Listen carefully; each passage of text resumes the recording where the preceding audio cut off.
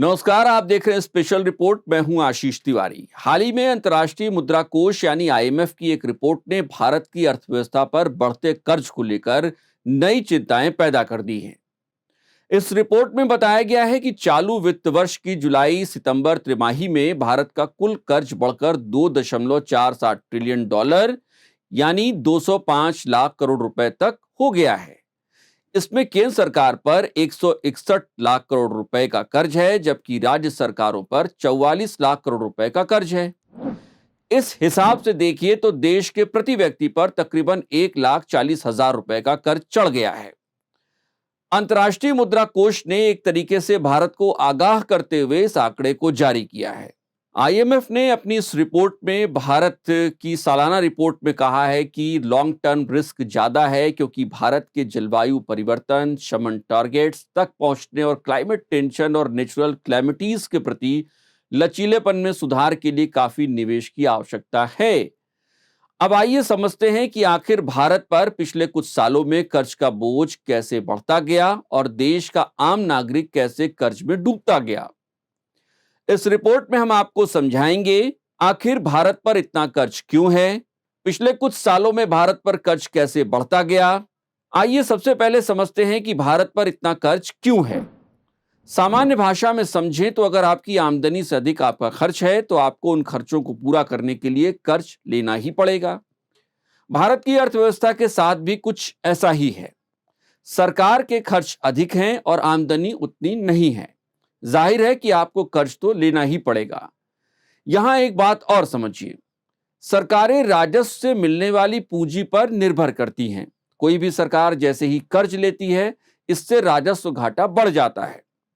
इसका मतलब यह हुआ कि सरकार का खर्च राजस्व से होने वाली कमाई से अधिक है। आमतौर पर राजस्व घाटा तब ज्यादा होता है जब सरकार कर्ज के पैसे को वहां खर्च करती है जिससे रिटर्न नहीं मिल पा रहा है। जाहिर है कि इसके लिए आपको कर्ज लेना पड़ेगा। यह ठीक वैसे ही है जैसे आप अपना घर रेनोवेट करा रहे हो और उसके लिए बैंक से लोन ले रहे हो। इस बात से एक और इशारा मिलता है कि अगर आपकी आमदनी नहीं बढ़ी तो कर्ज का बोझ अगले कुछ सालों में बढ़ जाएगा या फिर कर्ज चुकाने में दिक्कत आ सकती है, क्योंकि महंगाई और खर्च जो है वो समय के साथ बढ़ेगा ही। अब आइए समझते हैं कि पिछले कुछ सालों में भारत पर कर्ज क्यों बढ़ता गया। जब हम इस बात को समझने की कोशिश करते हैं तो भारत के पूर्व प्रधानमंत्री मनमोहन सिंह के पहले कार्यकाल की शुरुआत से तुलना कर लेते हैं। 2004 में जब मनमोहन सिंह ने कार्यभार संभाला तो भारत पर कुल कर्ज 17 लाख करोड़ रुपए का था। मनमोहन सिंह की सरकार चली और 2014 तक यानी 10 सालों में यह कर्ज बढ़कर 55 लाख करोड़ रुपए के करीब पहुंच गया। यानी 10 सालों में 3 गुना से अधिक कर्ज बढ़ गया। अब बात 2014 से 2023 तक की। आरबीआई और सेबी से मिले आंकड़ों के आधार पर आईएमएफ ने जो रिपोर्ट पेश की, उसके मुताबिक भारत की केंद्र सरकार पर मौजूदा वक्त में कुल कर्ज 161 लाख करोड़ रुपए है। यानी जहां से मनमोहन सरकार ने छोड़ा वहां से 3 गुना से अधिक का कर्ज बढ़ गया। अब आपको यहां यह भी समझना चाहिए कि आखिर इस कर्ज का पैसा कहां प्रयोग हो रहा है। इन विकास की गतिविधियों के लिए पैसों की जरूरत तो होगी ही। मसलन नए एयरपोर्ट्स, रेलवे स्टेशनों का उच्चीकरण, नए हाईवेज, नए एक्सप्रेसवे, नई इंफ्रा यूनिट्स का निर्माण। इसके साथ ही केंद्र सरकार की ओर से दी जाने वाली विभिन्न योजनाओं के तहत सब्सिडी भी इसी में शामिल है। इन्हीं सब में पैसा खर्च हो रहा है। अब आपके मन में सवाल आएगा कि क्या ये कर्ज हमारे लिए मुश्किल खड़ा करेगा। इस सवाल का जवाब आप अपने वित्तीय अनुशासन से जोड़कर देखिए। मानिए कि आपको अपने घर के रेनोवेशन के लिए कर्ज चाहिए। आप किसी बैंक से कर्ज लेते हैं, लेकिन रेनोवेशन के साथ ही उस पैसे को गैर जरूरी चीजों के लिए भी खर्च कर देते हैं। इससे आपका बजट बिगड़ना स्वाभाविक है। सरकारों के साथ भी ठीक ऐसा ही होता है। अगर वित्तीय प्रबंधन ठीक से नहीं हुआ तो हालात बिगड़ सकते हैं।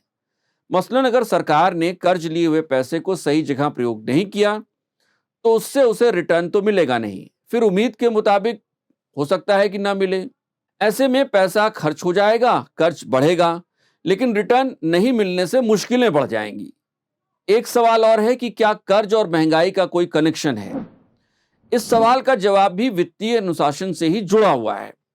अगर सरकारें कर्ज लिया पैसा बाजार में खर्च कर देती हैं तो इससे बाजार में पूंजी का प्रवाह बढ़ जाता है और डिमांड बढ़ती है। इससे दाम बढ़ते हैं और महंगाई भी बढ़ जाती है। वैसे इस मसले पर आईएमएफ के अलर्ट के बाद केंद्र सरकार का एक बयान भी आया है। वित्त मंत्रालय ने आईएमएफ की रिपोर्ट के बाद कहा है कि यह सबसे खराब स्थिति है, यह सच नहीं है। वित्त मंत्रालय ने बयान जारी करते हुए कहा है कि भारत पर 100% कर्ज का अनुमान गलत है। मौजूदा कर्जा भारतीय रुपए में है, इसलिए कोई समस्या नहीं है। आप देख रहे थे स्पेशल रिपोर्ट। आपकी इस रिपोर्ट पर क्या राय है, हमें कमेंट करके बताइए। अगर आप हमें फेसबुक पर देख रहे हैं तो पेज को फॉलो करें। अगर आप हमें यूट्यूब पर देख रहे हैं तो चैनल को सब्सक्राइब जरूर करें। नमस्कार।